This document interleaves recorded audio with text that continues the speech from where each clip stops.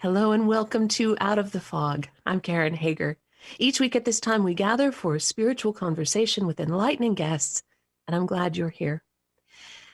Are you truly happy?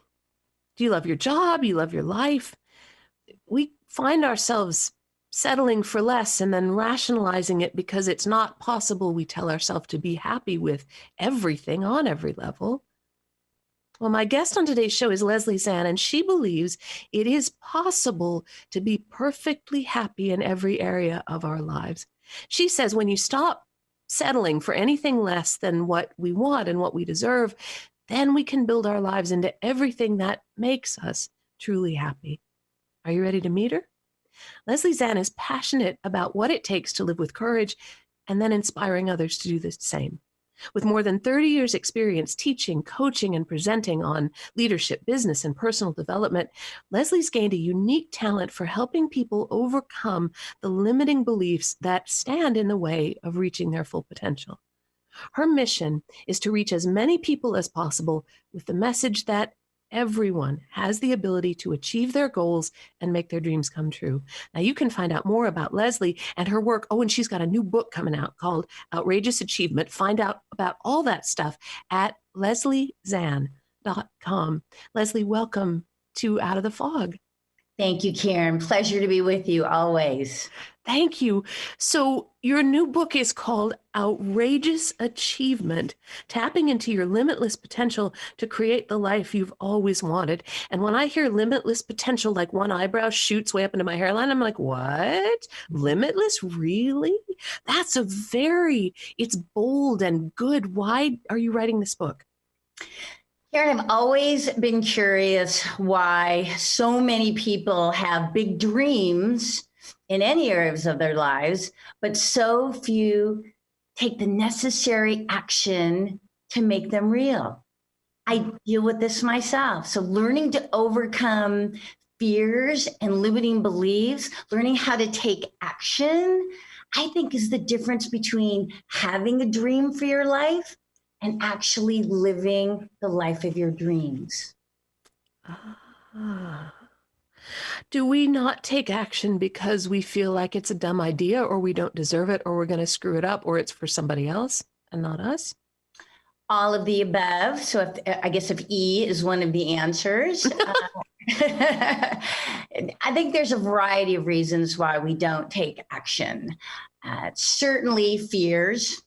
You know, in the book, I talk about the 5 universal fears of rejection, success, failure, judgment, change. So fear is a big stopper from pursuing our dreams. Settling is another area where I believe it's keeping people from moving forward. And the crazy thing about settling is that too many people don't realize that they are settling in different areas of their life, whether it's their health or their relationships or their career or their creative expression. And it's that lack of awareness that they're settling that keeps them stuck. Once you realize that you're setting, what can you do about that? Well, first it starts with awareness. Not everybody's comfortable with coming to terms with the fact that they have settled. So if you've settled in a bad relationship, it's not an easy conversation. Something I have lived through, not an easy thing to, number one, address. Perhaps we don't feel like we have options or solutions to make a change. So maybe we don't feel we have options to get out of a relationship. We can't take care of ourselves. Maybe we don't have the financial resources. Maybe there's children. So there's an aspect of it. In a career example, I've lived through that as well. Perhaps we don't feel there's other good paying options for us, or that if we do walk away, what will that do? How long will it take before we get another career or another job the same way? I mean, it's the lack of, or we tell ourselves we don't have options, we don't have solutions, so we don't even pursue them. In most cases, until something so dramatic happens, the husband leaves, or you get fired, or you get the illness diagnosis from your doctor. In many cases, we don't even address the settling issue until we hit that proverbial rock bottom and then have no other options. And it's through the rising of the ashes, it's through the phoenix situation that we get to a point where, wow, perhaps I was settling and for too long. I'm thinking about the year that we just went through, and it seems like the fun's continuing into 2021. Mm-hmm. And I know that in your life, and you share that the pandemic's impacted you and your life, are the times we're living through right now the kind of thing that can spark change, that does make a difference for people? Could we take these experiences we're having and sort of turn it into that phoenix rising from the ashes thing?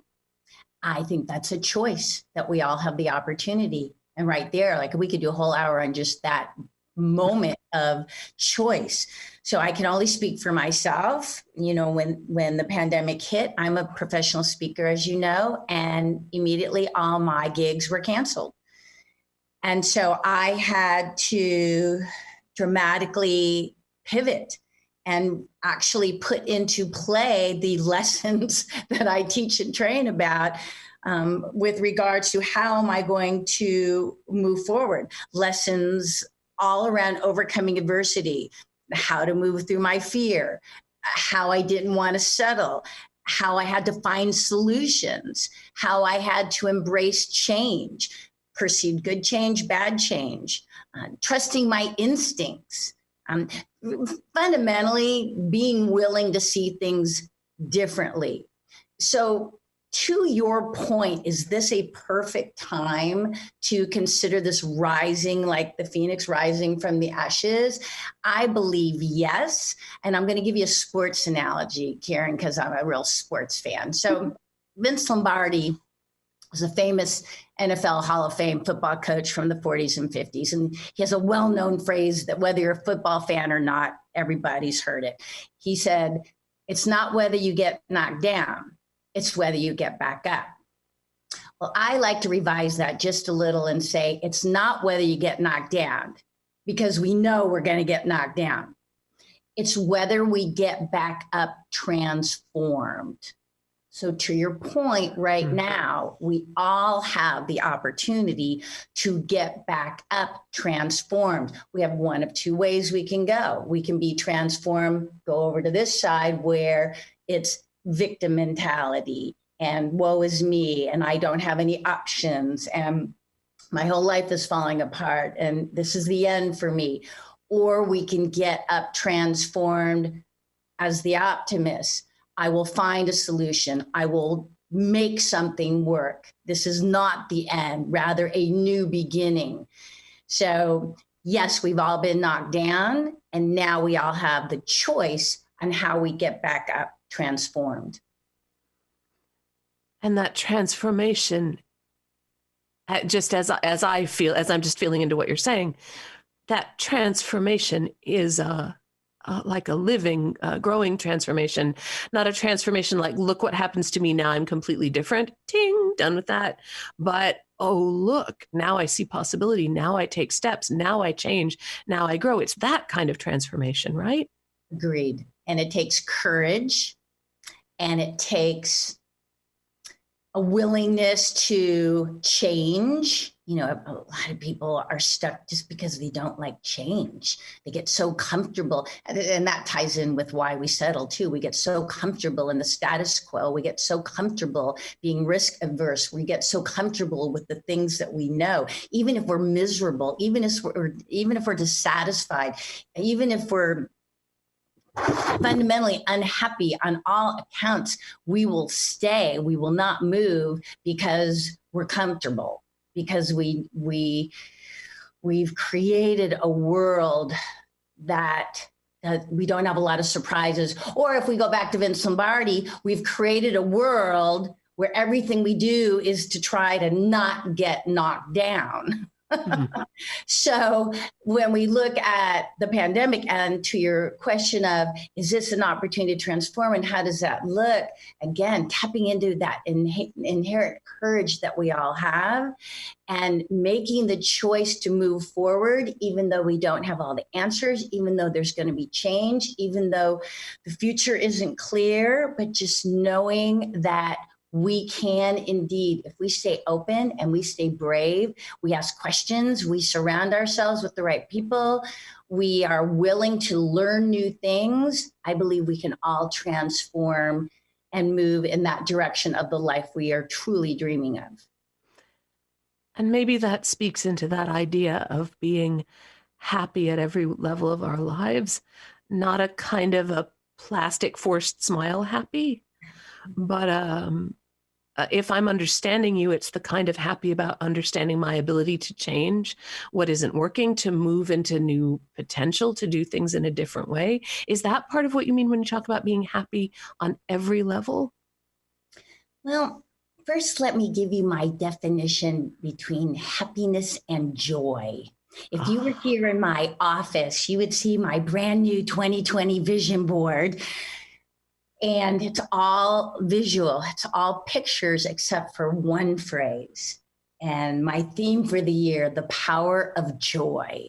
So for me, I have a definition between happiness and joy. To me, happiness is usually based on external situation. So I'm happy because I get the boy, or I'm happy because I get the job, or I'm happy because I get the money, or I'm happy because I'm in a certain size jean. Okay, so I'm happy because these things all happen. And so then I can just as quickly be unhappy because I don't get the boy, or I don't have the money, or I don't get into the right size jeans. And so when it's based on external, it's so easy to lose your happiness because you're not driving it. Where joy, on the other hand, is that internal compass, that internal flame that we choose to keep lit, that true north, so to speak. So no matter what happens on the outside, no matter what's happening in my external environment, I can hang on to my joy. So to your point, moving through the pandemic, did I hang on to my joy? Absolutely. Were there days I've been unhappy? Not only unhappy for my own circumstances or own situations that happened, but certainly had some unhappiness for humanity in general, people who lost their jobs, people who got sick, people who lost loved ones, the first responders, the whole flipping situation. Have I had a lot of unhappiness around that? Yeah, because it's all external, but I never have lost my internal joy. And a side note to this, Karen, you know what, the Buddhists have a concept of suffering, which I imagine you're aware of. And so my definition of what they're saying is we suffer because we can't accept the way things truly are, right? We can't accept the way things truly are. And so we have self-imposed suffering. So I'm not happy with the way things have been going on with the pandemic, our civil unrest, our political unrest.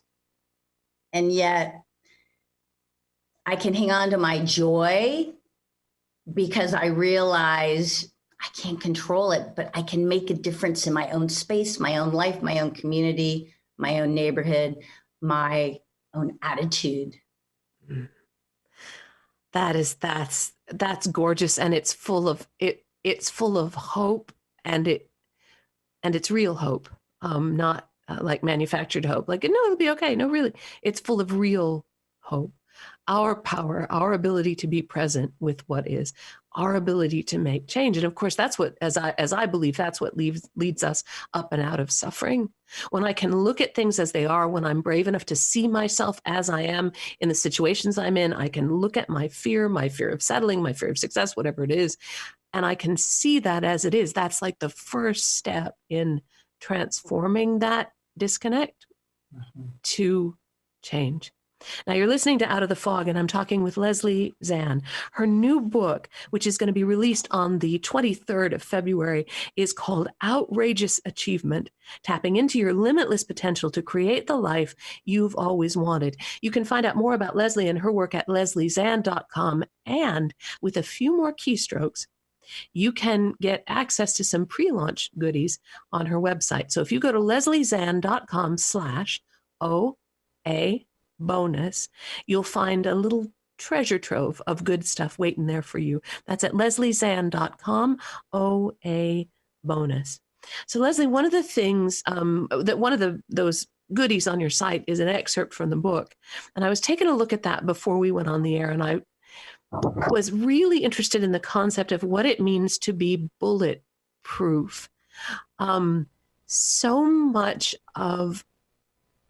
I'm going to back up. So many of us, for so much of our lives, can go through life feeling like other people are kind of showering us with sharp stones. How we look, how we are, what our potential is, right? External events can happen, the way we talk to ourselves. What does it mean to be bulletproof? Yeah, this is what was one of my favorite chapters, and it's something I've been saying for years. And actually, I hadn't planned on writing about it. And my editor one day said, "I love this concept of bulletproof. You've said it to me over and over again, but I don't see it." Like, yeah, he told me write about it. And to me, bulletproof, well, first I had to define it. So I had to stop for a moment and think, what do I really mean when I say that I'm bulletproof, or I want someone to be bulletproof? So I had to make up a definition. So first, here's my definition of being bulletproof: the ability to give negative words, resistance, or even verbal attack no meaning. So your visual analogy, think of Superman, right? Or Supergirl, right? And they are just impervious. So they can be shot at, bullets, grenades, everybody, like throw anything at them, and they are impervious. They are what I call bulletproof. So when we take it to you and I, when we take it to our life's experiences, here I am ready to make a conscious change.